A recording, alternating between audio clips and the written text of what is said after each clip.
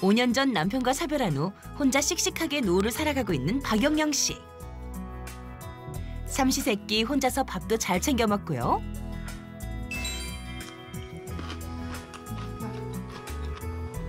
전등도 혼자 잘 갈고요. 못하는 게 없습니다. 그러던 어느 날. 아유, 나 좀 도와줘요. 아이고, 움직일 수가 없네. 아이고, 머리야. 전혀 예상치 못한 응급 상황. 혼자서 어찌할 바를 모르는데요. 여기야. 아유. 그렇게 이틀이 지난 후 기적적으로 울리는 초인종 소리. 고맙습니다. 여기요. 나 좀 살려주세요. 다치신 거 아니야? 이게 119죠? 위급 상황을 직감한 택배기사의 신고로 박영영 씨는 마침내 구조되었습니다. 할머니! 할머니! 왜 이러세요? 택배기사에게 발견되어 응급 상황을 간신히 넘긴 박영영 씨. 1인 가구 누구에게라도 일어날 수 있는 이런 상황. 정말 걱정이 됩니다. 네, 1인 가구 정말 곤란할 때 바로 응급 상황에 누구 없을 때입니다. 실제로 있었던 사연이에요. 방금 보신 화면이요. 제가 재연을 해본 건데 정말 큰일 날 뻔했어요. 아유, 정말 큰일 날 뻔했죠. 그래도 다행히 발견이 됐으니 망정이지 그렇지 못한 경우는 정말 깜짝 놀랄 일이 벌어질 텐데 실제 혼자 사시는 분들의 가장 중요한 문제가 뭐냐 결국 안전과 복지에 관한 거거든요. 예. 그런데 그중에 여러분 우리가 나이와 상관없이 생각해보면 혼자 살게 되면 어려운 게 뭐냐 여러 가지가 있겠지만 일단은 응급 상황 갑자기 나 혼자 움직일 수 없을 정도로 아플 때 또 하나 뭐냐 도둑이 들었을 때 뭐 강도 뭐 뉴스에서 보면 뭐 성폭행이 굉장히 무서운 사건들이 많이 일어나고 있잖아요.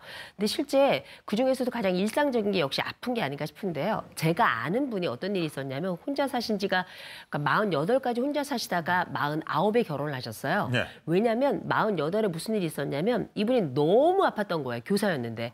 너무 아팠는데 이게 어떻게 119를 누르지를 못하겠더래요. 의식이 막 가물가물해서 어떻게 했냐면 현관문을 열면서 그냥 쓰러져 버린 거예요. 쓰러졌더니 그때 다행히 그 앞집에 살고 있던 그 빌라에 살고 있었는데 앞집에 살고 있던 집이 집에 들어가다가 보니까 사람이 쓰러져 있으니까 그렇게 119로 옮겼던 일이 있었거든요. 네. 이 일 말고도 화장실 넘어졌다가 3일 만에 아들한테 발견된 경우도 있었는데 이런 위기 상황에 사실상 대처하기 가장 어려운 게 바로 1인 가구이기 때문에 예. 이런 부분에 대한 고민을 다 같이 하지 않을 수가 없죠. 네. 그래요. 저는 이런 경우까지는 아직 안 갔는데요.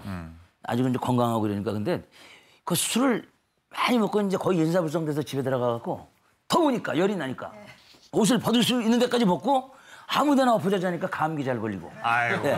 그리고 왜 술 먹고 들어가면 냉장고 문을 열고 그 자꾸 뭘 먹어. 예. 누가 안 말려주니까. 그러니까 이거 혼자 살면 이것도 응급 상황이라고 봐야 돼요. 그러니까 누가 좀 옆에서 있으면 이게 좀 날 텐데 하는 생각이 들어요. 네, 맞습니다. 이렇게 이러한 응급 상황을 대처하기 위해서는요, 개인적인 노력하고 제도적인 보완이 좀 함께 이루어져야 되는데요.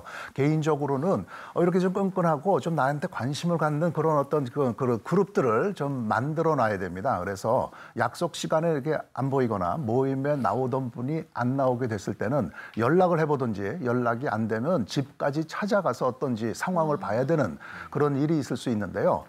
실제로 저 시골에서 일하는 어떤 동네 의사 이야기가 있는데요.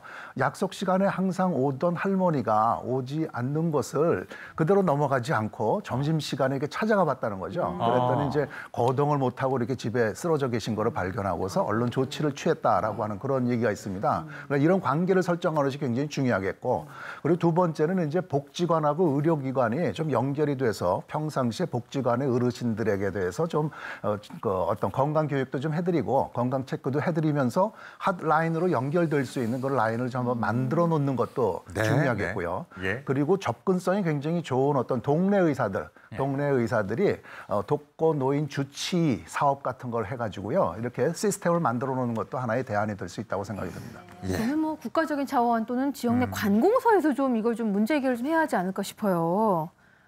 이미 저 일본 같은 데서는 앞서가는 그 서비스가 좀 있죠. 네, 많고요. 뭐 우리나라에서도 보건복지부에서 그 독거노인 종합지원센터를 운영을 하고 있거든요. 네. 그러니까 뭐 생활관리사가 주 1회 직접 방문을 하고 주 2, 3회는 전화로 확인을 하는데요.